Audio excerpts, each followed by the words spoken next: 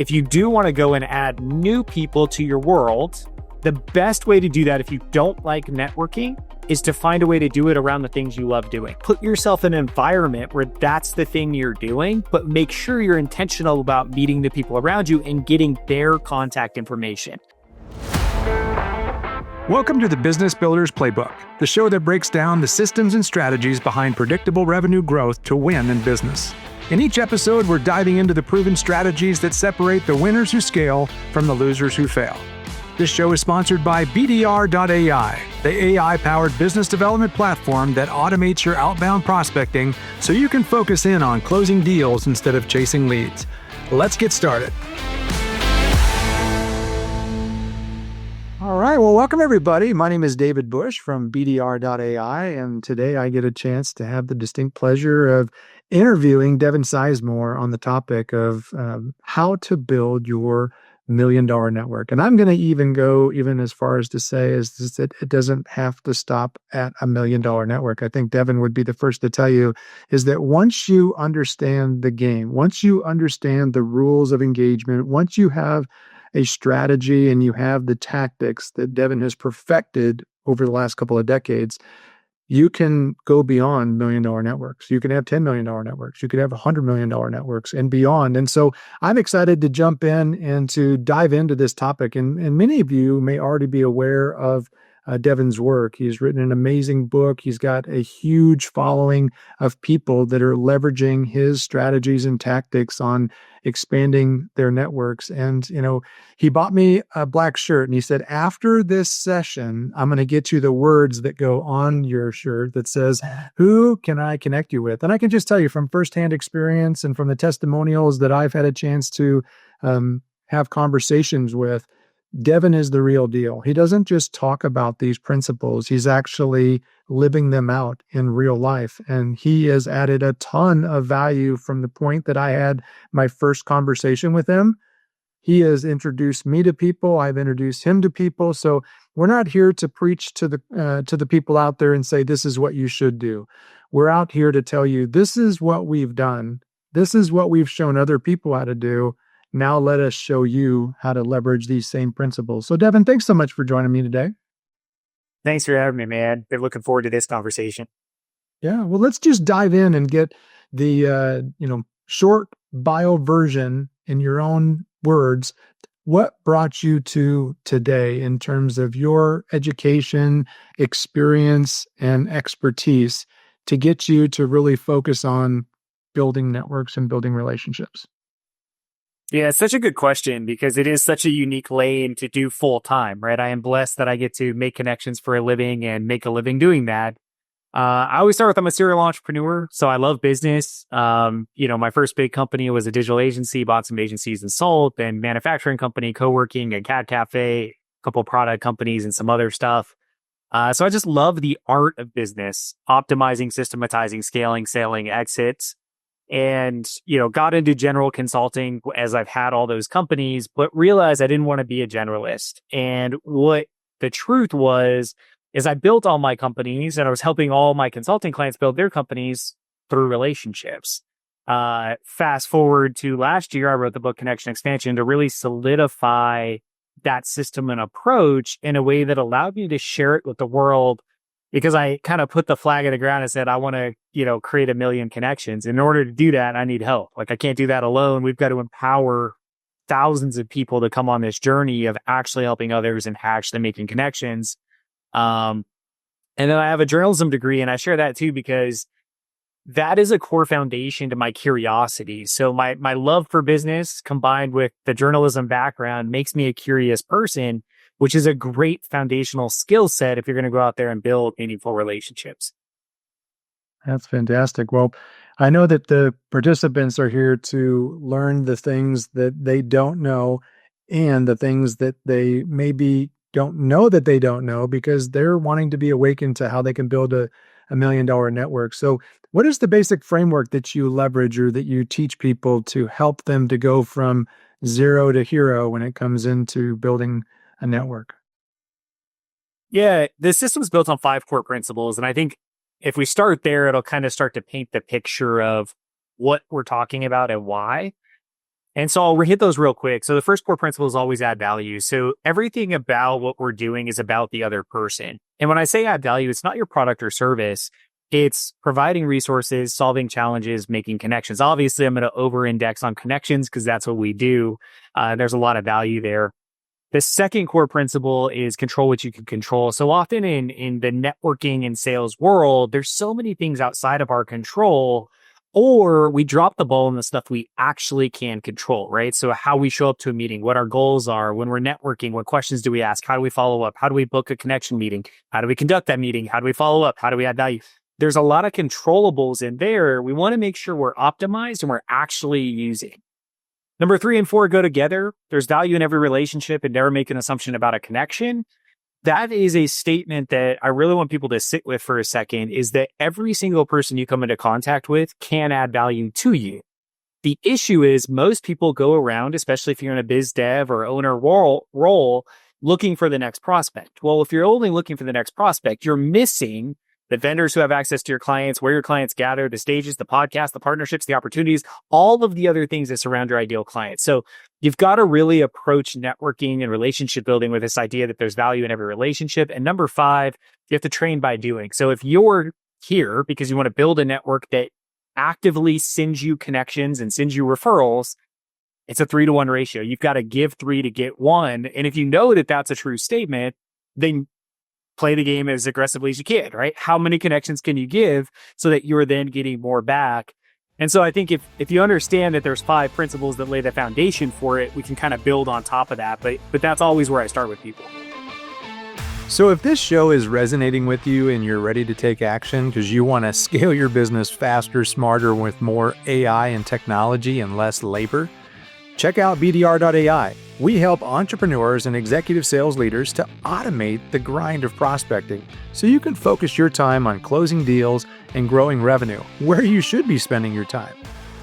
With AI-powered data, digital outreach automation, and done-for-you prospecting systems, you'll connect with more qualified leads, book more appointments, and build predictable revenue without adding more hours to your week or the week of your staff. Visit BDR today and discover how our AI Prospect Finder and digital BDR agents can help you to build your pipeline and your profits. Visit BDR.ai, where business builders learn how to automate and scale their playbook. Yeah, let's go back through those one more time. So there's add value, control what you can control. There's value in every relationship. Is that 4 or 3? That's 3. And then 4 is? Never make assumptions about a connection. And I'll index that one a tad. What that looks like is when someone introduces you, you may be in the habit of like, let me pull their LinkedIn up and their website, kind of figure out who this person is. That's a great activity. It's good to know, but don't let the research you do influence how you approach the meeting and the follow-up, because you don't know anything other than what their social presence or website says. You have to show up curious to those meetings because that's where you find the hidden gold. Yeah. And then the final one was train by doing. And I love that 3-to-1 ratio concept. And most people, they think that it's a 1-to-1 or it's a 0-to-1. They think that they can go out there and they can get something for nothing. And that's oftentimes why they have continued to give up on the concept of being able to build their network, because they've tried it. They've gone to all these networking events. They've done all these things. What they haven't done is they haven't added value to the 3-to-1 ratio. So talk a little bit more about where most people struggle. I mean, they could be in any one of those 5 areas, but where do you find the most common, like, they skip step number 1, or they just don't do this to build out that framework, or they build it on shaky ground. They don't have a good foundation. And so then it just, they lose trust or they lose opportunities because they just do X or don't do. Yeah. So it comes down to shifting your ask, right? And so let's go here. Cause this again, once you understand the 5 principles, that gives you the foundation. Shifting your ask is the thing that unlocks it. So let me explain what I mean by that. If I ask David and say, David, who can I connect you with? Most people's default answer is their ideal client profile or their ICP for their client. That's great because you're educating me on who your perfect fit client is. Great. You need to know that. What happens when that's your default ask is you're asking me to narrow my network down to a really specific demographic You then want me to make sure that they're qualified, aligned, perfect fit for you, and can afford you, right? There's a lot of qualifiers. Then you want me to introduce them to you so that you can sell to them. There's so much friction in that. And then people get frustrated because they go, well, I'm educating people on who's a good referral for me, but they're not referring anyone. Well, they're not referring anyone because there's so many barriers to entry to what you just asked somebody to do. And so if we shift the ask, it unlocks everything. So by shift the ask, what we mean is going through the connection expansion exercise. Who has access to your ideal clients? So that ICP of your ideal client. We then go through an activity where we look at, where does your client spend money? Where do your clients gather? Where do they seek education? Who do they trust? Who has influence over them? And then who's just a super connector? Because you need as many super connectors in your network as you can have. All 6 of those things don't create friction when we ask. So using a real estate example, because it tends to be something people can relate to. If I ask a realtor, who can I connect you with? Right? Beginning realtors typically be like, oh, I'm looking for first-time home buyers. Maybe they're pregnant, just got married. There's a big life event that's going to trigger a home purchase. Great. Savvier realtors will be like, you know what? I'm looking for mortgage lenders and insurance agents because they know those are trusted referral partners in their industry. But that's what every realtor is looking for. So when you go through that activity, you don't want to just stop with what do you think the most obvious is. You want to find those referral partners or strategic opportunities that resonate best with who you are, your background, your hobbies, your personality, so that you are asking for something that's super impactful. So for myself, when people ask Devin, who can I connect you with? I always default to, I want to meet community hosts and mastermind hosts. Why? So we can do exactly what we're doing here. I can come into people's worlds and create amazing content and provide a ton of value, which I know will open the doors to future profit. If we go a step further to that process, right? Shifting the ask to whatever your ideal referral partner is or strategic partner, that will influence how you approach networking events. Because when you walk into a networking event, again, most people walk into a networking event going, all right, I'm going to get in here. I'm going to find some prospects. No. You're going to go into a networking event and you're just going to meet people because now everyone, if we go back to the 5 core principles, can add value. And with our shift and ask, there are 6 buckets plus clients. So 7 buckets of potential people in this room. It should change the way you start to think about your current network, the network you're building, the conversations you're having. Absolutely. One of the things I've learned, and I don't know, this is kind of complementary to what you were just talking about, is that most people go out there and they miss their opportunities for referrals is because what they're asking for is highly complex, what you just said. And most people's motivation doesn't match your expectation. So by decreasing your expectation down to their level and you meet them where the motivation matches the complexity of the ask, you're going to have a better chance of matching where they're at and getting them to do the things that you are expecting them to do. But if you stay out here, you're constantly going to miss that opportunity. So, is there an example that, let's just say that right now there's somebody out there that, they have a large network. They've got lots of LinkedIn connections. They've got lots of people that are in their phone. They've got lots of people that are inside their CRM. A lot of people know them, but they're not getting any business from those people. What would be your step 1, Devin? Yeah, 100%. Every single person listening to this, watching this, every person you know already has enough contacts in their network to double, triple, quadruple their business, period. You have enough, but you have to reapproach how you're nurturing your network. So most people have a network, but the network is very cold. So these people know you, they know of you, and you're marketing at them, right? So you're sending them newsletters. Maybe you're a little bit top of mind. We have to change the way you're nurturing. And so that starts with some scripts. And so let me give you the script we use for check-in, and then I'll explain why it unlocks your network. So our check-in script was, if you're in my database, you've received this email, and you're going to receive it every 6 weeks for the rest of your life, is checking in. How are you doing? That's the subject line. Hey, David, hope you're doing well and having a great day. It's been a while since we last connected. Any new or anything new and exciting in your world? Any new challenges? As always, please let me know who I can connect you with. I look forward to hearing back from you. That's the standard check-in email. What we do if we want to book meetings, so if you have a network you're trying to reignite, is we add a sentence to there. So, what's new and exciting, anything new and challenging, let me know if I can connect you with. Hey, it's been a while since we last connected. Let's get together and catch up, so that I better know who to refer you to or connect you with. What that does is get people back into a meeting with you so that you can recalibrate the relationship. And in that meeting, this is where you start to shift them from being cold in your network to being warm, to being hot, to then referring you and opening doors. And so in that meeting, we want to take them on a journey. I call it the 5-step process for connection meetings, right? What's their current state? Who do they serve? Why do they serve them? What are they doing? How did they get there? Even if you know them really well, hey, remind me, give me some backstory. Like, why is this what you're doing? Why are we here? Where are they going? So have them cast the vision and dream. Ask them what's in their way. What's your challenge? Because you know their current state and future now. What's in between? What's in the problem? And then ask them, who can I connect you with? The reason we always end with who can I connect you with is that's where we add value. But we're also training the person we're talking to that is the desired outcome from the meeting, is that I want to understand enough about you to make connections. And therefore, I am implying that I would like you to do the same. By having that meeting, right? So first we use a direct email to get them into a meeting. So one-to-one nurturing instead of bulk nurturing. We get them into a meeting where we change the conversation. From that meeting, we then are going to make 3 connections for them. We're going to thank them for the meeting.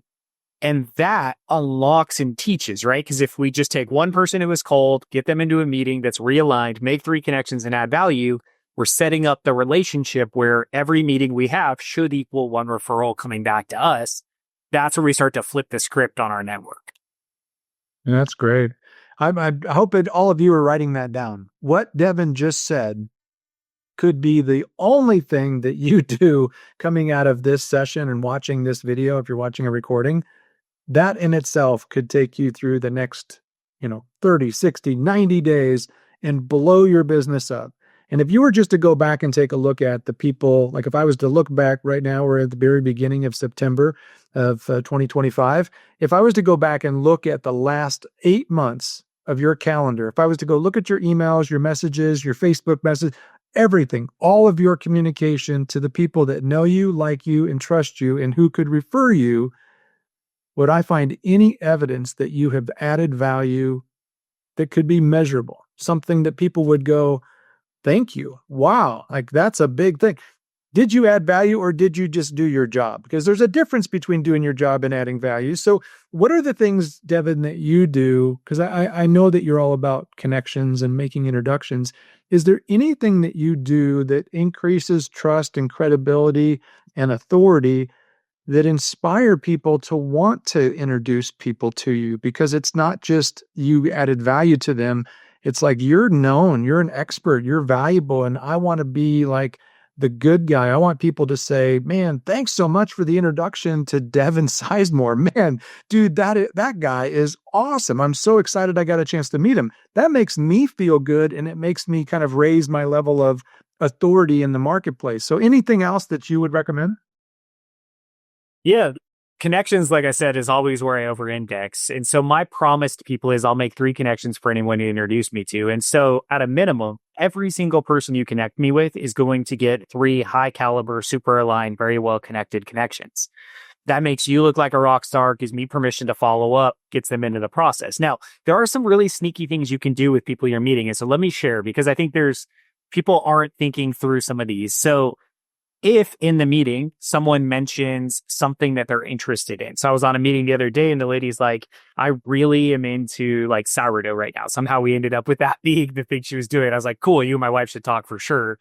But I took that note, and what I did is I went in GPT after and I said, hey, can you recommend some podcasts or some amazing training on sourdough? And it gave me a top recommendation. And so in my follow-up email, which was still great meeting you, I'm going to make connections. Here's links to my community, my book, whatever, all the stuff. I also tucked that in and say, hey, I know you mentioned sourdough. I found this podcast that may be interesting. Maybe you've already listened to it, but I thought I'd share. So you can use AI to help you find things to give to people that's educational. It could be a book, a podcast, a video, things like that. The other thing I like to teach people is do wow moments. And so if you really value relationships, create a budget for it. And so wow moments are listening for the things that interest people. And so here's some examples we've done over time is I was meeting this guy in his office. He was a big Porsche fan and he was talking about the one he really wants to buy. And he's like working up towards it. And he already has enough money. I don't know why he didn't buy the damn thing, but he's working towards it. He had a clear goal. And so what he said is, here it is, what it is. I took a picture of it. I was like, let me take a picture. That's awesome, man. I went and found a Hot Wheel that was as close to it as I could. And I sent it to him. Because it creates that extra moment. Like I listened and I loved on you, right? I had another guy, he had candy dishes on his desks and he's like, oh, dude, I have a sweet tooth. I love M&Ms. And he kind of jokingly said, but I only like this one color of M&Ms, like just being a smart ass, right? I was like, great. So I literally had my assistant go on the M&Ms website and order him that color of M&Ms and ship it to his office. So yes, make the connections because it gives you permission to follow up and it teaches them to do what you want. But where you become memorable and you really create those moments, that's what's going to make you stand out. In order to also get the connections, you've got to be active on social, right? So write a book, create content, post things, make yourself an easy to identify authority. And the more easy it is for people to be like, that's an authority, the easier it is to refer you. So quite a few tips there. Grab the nugget that means something to you and use it. Yeah. For those people that are struggling with being a content creator or not able to, pull off exactly what it is that they want to pull off in the way that they want to pull it off, start wherever you are. So principle number 2 is control what you can control. So the question I love is, are you doing all you can do? I tell my kids all the time, all I want you to do is to do all you can do, not any more and not any less. So at the end of the day, all I'm going to ask you is, did you do all you can do? And if you didn't, why? What was holding you back? What's missing? And what's next? And how can we get you to do all you can do? Because if you keep doing all you can do, which step number 1 is, Devin has a link in the chat for those of you that are on live to this book. You may not know how to do all the things that Devin knows how to do, but you can buy the book, right? If that's all you can do today, then just buy the book. And then the next day is, could you read one page in the book? Could you try one principle, like number 1, add value to the people you want to get value from? Those are all simple steps that you can do to take the next step. So let's jump into the idea of a person that says, I'm an expert. I'm somebody that people can trust. I'm, credible. I've got authority on my topic or the things that I talk about, but man, I hate networking. So what you just said to me and doing all those things, I'm super busy. I want to grow my business, but I just don't want to do networking. What would you say to that person? Yeah, there's two paths here. The first is wear out your current network first. Again, we already talked about it. Most people have in their phone, in social media, in their database, in their emails, enough contacts that if you just re-engage them and had quick conversations, just to kind of let people know so you don't get scared of time. When I do one-to-one meetings, they're 15 minutes. So my Zoom meetings are 15 minutes long and we're implementing the system. We're going deep enough. We're adding value. We're moving things forward. So use your current network and get it reignited first. Make sure you're nurturing it, using it, meeting the people, talking to them, educating them. Now, if you do want to go and add new people to your world, the best way to do that, if you don't like networking, is to find a way to do it around the things you love doing. So again, we'll use a real estate example because I worked with this young realtor just starting in the industry. He's like, dude, I'm never going to dial for dollars. It's like, fantastic. Don't do that. Like, that's not like, I wouldn't advise it because I don't like it. Now you could, if you're going to automate that process, yes. Right. But if you personally are going to sit there and pick the phone up, like there are way better things to do. And he said, so what could I do? And so I just asked him, what do you love? And he's like, dude, I'm really into cigars and whiskey right now. I said, that's fascinating. How many cigar lounges are there in your city? And he looked and there were 13. Seems like a high number, but there were 13. So great. Every night a week before you stop home, stop in the cigar lounge, smoke a cigar and talk with the people that are there. And just build your network that way, right? Or go to cigar and whiskey tastings, right? The Elks Club has one in our area twice a year. So go to that, go meet the people there, go talk to the sponsors, go build your network that way. So whatever your passion and hobby is, put yourself in an environment where that's the thing you're doing, but make sure you're intentional about meeting the people around you and getting their contact information. No matter what path of networking you choose, make sure you're grabbing their contact info. Real-time example, as we've been on here, I'm looking at who's hopped on, right? We've got some live attendees. I've already copy and pasted your name onto my notepad, and you'll get a LinkedIn ad after this from me saying, hey, it was great. Didn't get to chat with you directly, but I'm so glad you're here. Because again, I want to capture the data and get back to the control what I can control principle. So there's your two paths. Path 1, use your current network. Path 2, do networking in a way that aligns with stuff that you're already comfortable with and you're already passionate about. Yeah.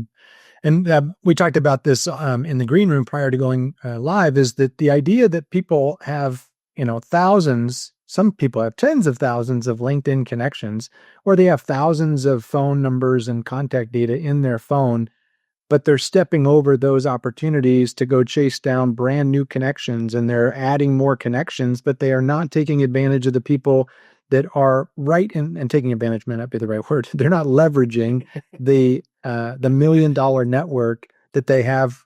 And I believe that, Devin. I don't know if you would agree with that, but I believe that people already have $1 million network, but it's buried underneath a layer of conversation and connection and value. And if you'll just go out there and do like Russell Cromwell's book, The Acres of Diamonds, if you'll go look in your backyard and you'll basically dig up the diamonds that are right in your own backyard, you'll have a tremendous different future than if you just go out there and chase the diamonds that are elusive, that are in this far off distant land.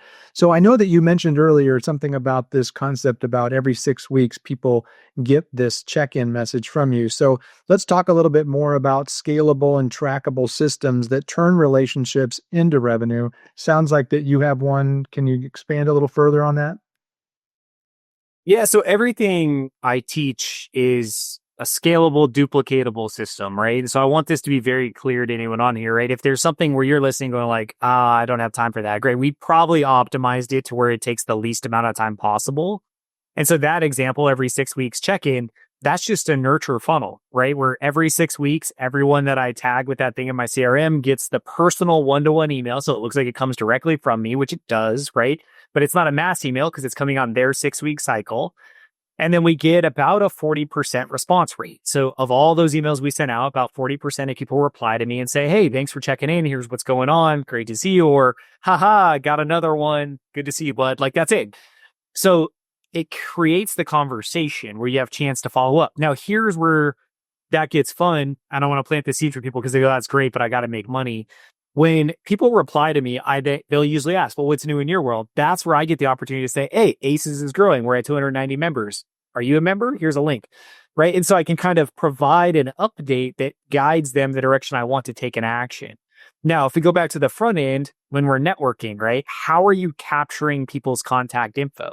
So if you're networking in person, do you have a digital business card? Do you have a form on your phone where you can hand your phone to someone and say, hey, just put your name and email in there, hit go. It'll send you all my stuff. What that's really doing is dropping them in your funnel that's inviting them to a meeting, and it automates all of it. That's what we do, right?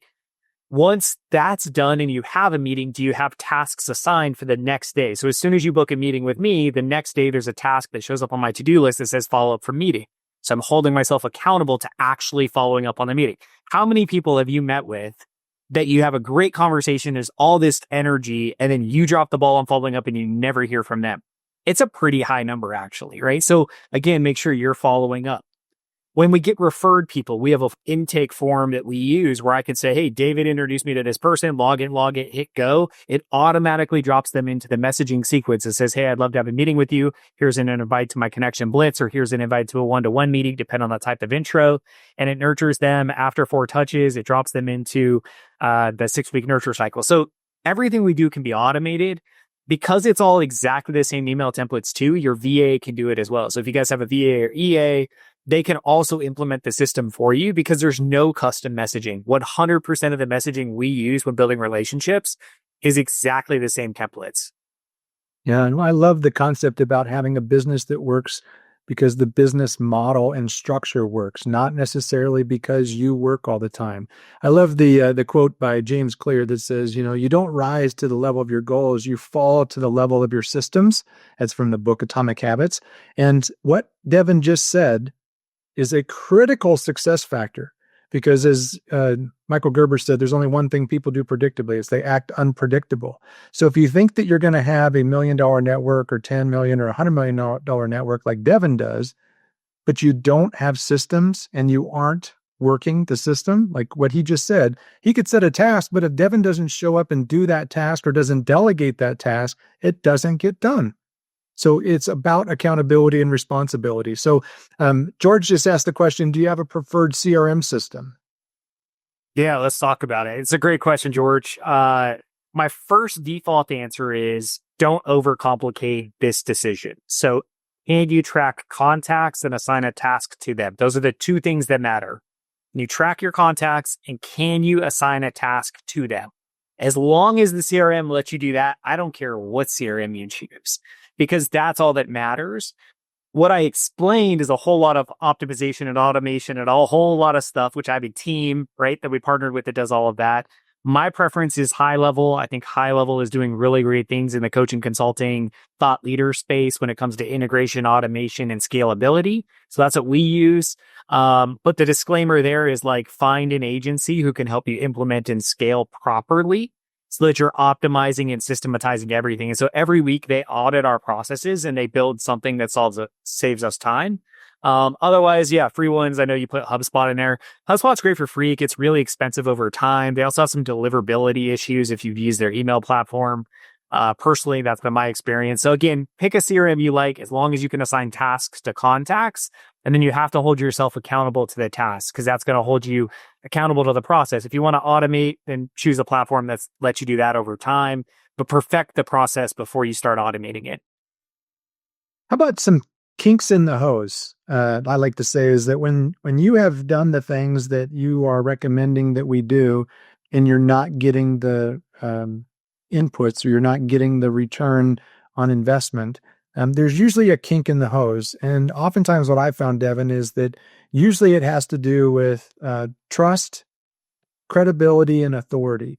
Is that, you could be the best connector on the planet, but if people don't trust you, they won't reciprocate. You might have to do a 10-to-1 ratio to ever get a chance to get somebody to refer you, because you may have not showed up, or somebody gave them negative feedback after you introduced them. I'm sorry, that person gave you feedback that, hey, I got a chance to connect up with Devin, but he never showed up to the appointment. He scheduled something, but that didn't happen. Now, I know that wouldn't happen with Devin because he's a pro. But if you don't have trust, and you don't have credibility, and you don't have authority, so, if you are quoting misinformation, or you're giving less than desirable solutions to people, you're going to lose opportunities, and you're not going to create that momentum. So just talk a little bit about, what would a person need to commit to? Not that you're going to be perfect, right? There's been times that I missed an appointment. It skipped me for some reason. I had to apologize, and I had to go back and earn trust again. But what are some things that we can do to increase trust, credibility, and authority, Devin? Yeah, so I always default to the 5 principles. That's why we started there, right? So most of the time, if the system's not working, it's because one of those was compromised. So always default and hold yourself accountable to those. But beyond that, yes, there are some things. The systems we talked about will empower you to be a better business owner or professional, in that your response time typically is better and your follow through is better. And so if your inbox is not under control to where you're actually able to reply to the introductions you're receiving, or your LinkedIn is not being checked frequently to where you're getting LinkedIn intros and you can't reply to them, you've got to solve that, because there's nothing worse than a really well-aligned referral or connection coming in and then you following up a week later.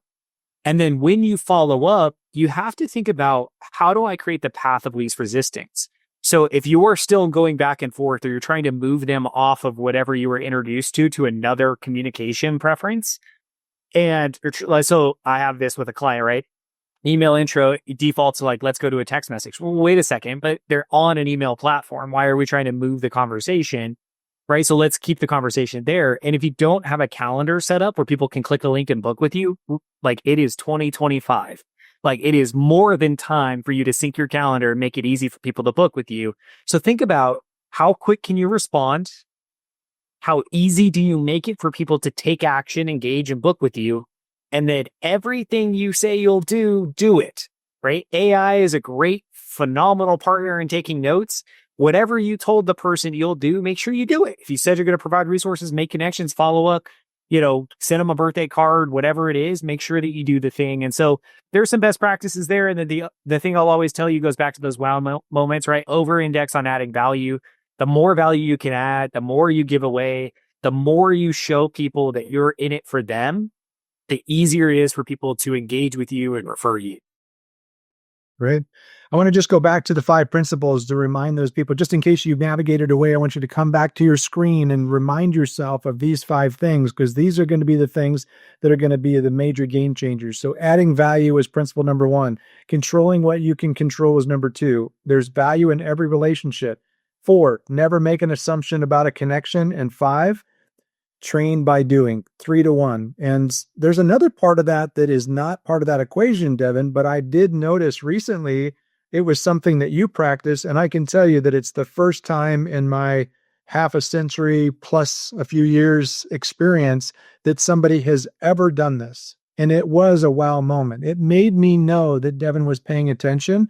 And it was this one thing. I don't know if you know what it is, Devin, but it was after I had opened up my referrals to Devin, is he followed up after he met with one of the referrals and thanked me and said, that's exactly the kind of person that I'm looking to make connection with. So affirming not only did I do a good job of finding the right value to introduce him to, or the right person, but that it was beneficial to him. And again, just having that follow-up communication. So some of you, my hand's going up too, have gotten introductions to people, but you have been so busy chasing the next opportunity that you forgot to thank the person that made the introduction and give them a recap of the right person, if it was the right person, or maybe some correction. So Devin, have you ever gone back to somebody and said, thank you for the introduction, but maybe it wasn't the right connection? Maybe they misunderstood who was a good connection for you, or is it just thanking the people that give you the good ones? Yeah, closing the loop is something I still have to work on too, right? Especially in the volume that we play. like we get so many inbound connections that sometimes I get caught up in it as well. But as much as I remember, and again, it's on my notes and action items, as I try to provide feedback regardless of how the conversation went. Sometimes the feedback might be, hey, I was never able to connect with this person, right? So like I followed up, they got the first touch plus 4 touches plus nurture. I've never heard back. Like, could you help me bump that intro so we could get into a meeting? So that might be the follow up. The other thing too, and why I appreciate follow up, is sometimes takers make it into our world. And so takers are the people that are only there to quick close, quick sale. They want everything. They're there to pitch. That's all they know how to do. We've all experienced those. And if that's you, like, you've got to stop, because you're killing so much opportunity because you're alienating so many people. I love to get the feedback from people that are like, man, I don't know what you thought was going to happen in that meeting, but I got on the meeting and they just pitched me. Fantastic. Because it starts to let me know, like, hey, of these thousands of people I'm connecting, maybe I need to keep an eye on this person, or maybe I'll connect them a little bit less, because I don't want to tee people up to only be sold. That doesn't work. So yes, all directions, provide the feedback loop. It's good for the person receiving it. It's good validation. It's no different than being a podcast guest, right? If you're going to guest on podcasts, send the host a thank you. No one does that. Like, just send an email. Thank you. Thanks for hosting. Appreciate you, right? Close the loop on your conversations. Yeah. I would assume that, and I know that you've used a term in the past that I've heard called power partners. And I'm assuming that you have like a ranking order, and you've got like I come from a football sports world. So you've got your starters, like your go-to people that are probably a smaller number of people. And then you've got kind of like your backups that are more of like an alternative to your starter. You've got somebody else that does something similar to that person that, if the time is needed, or if that person retires or gets a little bit, lazy with their responses and doesn't follow up with people, that you bring in a backup as an alternative. And then you probably have a whole bunch of, rookies that are just people that are coming into your world because you are so influential and affluent in the area of connections. There's probably a lot of people that are like, man, I want to be the person that Devin refers to for automated business development or whatever. So how do you organize and prioritize and follow up with the power partners? And what do you do with all of those people that are trying to get on the list? Yeah, so let me give general advice for everyone listening, and I'll tell you what we do, because this is what we do. So it is slightly different advice. So I recommend you tier your network, or rate your network. So we have a 4-tier system: tier 1, 2, 3, and 4. Tier one is typically people who play at the 8-figure and above level and or operate in that world. So they own businesses at that level. They work with people at that level. And then we kind of go down by revenue from there. And it starts to help me calibrate who and where people are playing.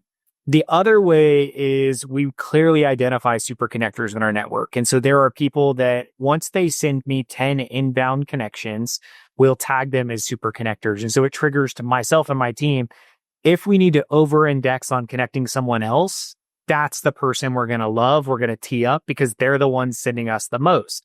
And so 10 for us happens to be a good mark. For you, it might be 3, 5, whatever feels like a little more than everyone else in your network. 10 for us is a good benchmark of like, hey, like you've actually put in some effort. We see it, we recognize it. So therefore, I'm going to put in a little more effort to tee you up. So that's what we recommend. I get asked at least 5 times a day to be someone's new referral partner, promote their thing, be an affiliate, whatever it might be. And so we have a paid system for that. And so if you really want me to be a partner for you and come alongside you, that's a pay to play game with us because that's our world. That's our business. That's what we do for a living. Most people listening, that's not going to be a true statement or make sense. You're not going to be able to sell that. But that's what we do, right? But we also make more than 5,000 connections a year. We receive more than 2,000. So we have the numbers to justify it. Yeah. Does anybody else have any questions? I'd love to see those into the chat. If you have one for Devin, we'll try to get to them as we close up here. But one other thing that I want to touch on, Devin, is the idea of technology in its what's the word? Automation factor. So how much are you using in terms of automating your communication with partners? Because at some point you must run out of time. So how much is tech and how much is touch? Yeah, it's the same disclaimer I tell everyone. Start with touch, right? So start with doing it manually, seeing the messages, really understanding the response rates and the flow and what's happening. Like it's really good to get the eyeballs on it as you're starting. And then over time, all of it can be automated, right? There's so much good tech now. So, we're automating the meeting notes from Fathom, directly attaching into the CRM to the contact. The thing we can automate is, I've got to do the follow-up, right? I've got to send the follow-up emails and thank you. That's a very custom moment because we want to resonate with the person and conversation we had. We're even getting ready to automate the connection side of things. So, we're building some tech on that side where it'll scrub your list, recommend connections, you hit yes, and it sends the emails. So like it could all be automated. Start with the touch and just start wherever you're at in the journey, right? So start with, the nurture emails is typically where I say start at the end, work your way backwards because the nurture emails get your current network re-engaged. And then don't do the tech yourself, bring in a tech partner. So whatever platform you're going to choose or whatever you're trying to solve, bring in a tech partner. You guys are amazing when it comes to sales automation and making sure your LinkedIn's actually activated.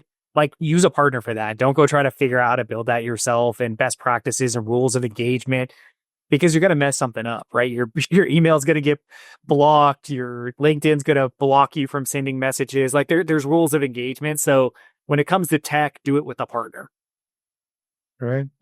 Well, I know that there's a bunch of people out there that are taking copious notes and they're just excited about jumping in. You've got tools, you've got resources, you've got some community resources that can help people. If you were to give people kind of like a 30, 60, 90-day game plan, if they want to take this concept that you've just talked about, and in the next 90 days, they want to scale their network, they may not get to $1 million network that's, as valuable as maybe what other people have got in 90 days. But what are the tools? What are the resources? We got the book, we got the ACES group. What are some of the other things that you would say over the next 30, 60, 90 days? This is the stepping stones that Devin Sizemore would recommend. Yeah, so we have a ton of free resources. You mentioned the 2 big ones. My whole masterclass is available inside of our school community. You can go to the school platform and search ACES Connection Group. You can go to devinsizemore.com, click ACES, get in there. All the content's there. It's all free. There's no catch. It's all available. The book takes 90 minutes to read if you're a decent, quick reader. So get through that. Now, when it comes to implementing, where I see the quickest, best impact, the nurture emails 100%. So that is a great thing. the follow-up email template. So once you meet someone at an event or you get their contact info, how you communicate to book a meeting, that email is gold because we book almost 95% of the cold contacts or referrals we receive. Almost 95% book meetings. And so that email template is gold. It's vetted, it works. Don't customize it, copy and paste. So if you are following up with someone, you can literally just use the template. So that would be the next step is switch all of your language and messaging to just align with what we're teaching, because all the email templates we provide are the exact email templates we use, and we use them 100 times more than you're going to. And we continue to adjust them to optimize the response rates. And that's subject lines too. So the subject lines, again, don't go customizing and trying to reinvent the wheel. Like, I promise they work because of how we've used them. So change the language, add the nurture touch, start there. How you conduct a meeting is a little more advanced, but that'll unlock a lot as well. Right.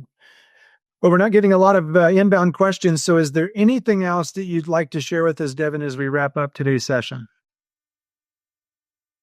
Yeah, there's a quote I don't think I've actually said out loud, which is everybody wants to buy, nobody wants to be sold. And I think, most of the time when I work with sales teams and I do a lot of corporate training, that's the post-it note I tell them, like, here's post-it notes. They're in the room, right? On the post-it note, I want you to write it in your own handwriting, and I want you to stick it on your notepad, your Padfolio, your monitor, stick it everywhere, because you have to remind yourself to get out of the sales tactic world that we've been living in for pretty much the existence of sales, because that stuff works great if you have volume. But most people are solving the wrong problem. They're trying to solve the sales tactic world with a super small pipeline, right? And so you're trying to squeeze water out of nothing. Like, go build such a massive network that's referring so much deal flow to you that you don't care if someone buys or not. That puts you in the control of the sales process, right? There's no emotion because as soon as I get off this call, guess what? There's 7 more people that want to buy and work with me. And so remember, everybody wants to buy, nobody wants to be sold. And just make sure you're continuing to recalibrate. I do think there are some amazing sales tactics that work, but if that's your focus and you don't have volume, solve the volume side first. Yeah. Well, I'll just wrap it up by saying you've added a lot of value to us. And I can tell you that if you do connect with Devin in the resources that he's sharing, he's going to 3-to-1 you. And so be prepared to be indebted to Devin Sizemore, because I've personally experienced it. I've seen how he delivers value. And I would say that he's probably 5-to-1 on value to requests back to me. And so I can already just tell you from personal experience and the testimonials from the people I've had a chance to talk to about Devin, he is the real deal when it comes down to expanding connections. So Devin, thanks so much for just investing back into me personally and investing into those people that took the time to attend live and to watch this video. If you're watching a recording of it, please share this video with other people. Devin's on a mission. He's on a mission to make 1 million connections. Is that right, Devin? 100%. Yeah, it takes an army. And what's the purpose behind that? What's the thing that drives you and gets you up early and keeps you up late at night to make 1 million connections? Yeah, it's the non-revenue transactions, right? And I think that's what I want people to really hear is in the process of making connections, receiving connections, we're going to find new friends. We're going to find new mentors. We're going to find husbands and wives and spouses. We're going to find communities, trips, amazing places to experience and exist. We're going to have nonprofit impact. We're going to align sponsorships. We're going to move communities. We're going to fill jobs. There's so much more that comes from connecting people and collectively adding value to each other than just the revenue. And so 1 million connections is actually that times 2, just direct impact, let alone the ripple effect or the butterfly effect of all of that comes from it. So that's why 1 million. I encourage everyone, make a few connections today and help support the mission. Fantastic. So we'll put all of the details to how to link up with Devin in the show notes and inside of the video description. If you're watching this on social media, you can get a chance to just click on the link and it'll take you back to more details on how to connect up with Devin. If you are looking to leverage technology and you want to utilize automation, AI, and all of the cool stuff that comes with sequencing to do all the things that Devin was talking about, check out bdr.ai. We'd be happy to support what it is that you're trying to accomplish. And we're a very big believer in the principles that Devin shared, and we'll show you how to use a high-tech and high-touch approach. So thanks, Devin. Appreciate you, man. Keep living the dream and changing the world as you are. Thanks for tuning in to the Business Builders Playbook. If this episode gave you some plays that you can start running in your business today, hit subscribe and share with another revenue leader who's tired of the pipeline grind. Building predictable revenue isn't something you figure out alone. Whether you're looking to automate your prospecting with BDR.ai, or you just want to talk through the growth challenges you're facing, reach out.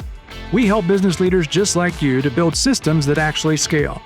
And if you're ready to stop being your company's highest paid prospector, let's have a conversation. Reach out to us at BDR.ai. Until next time, let's keep building.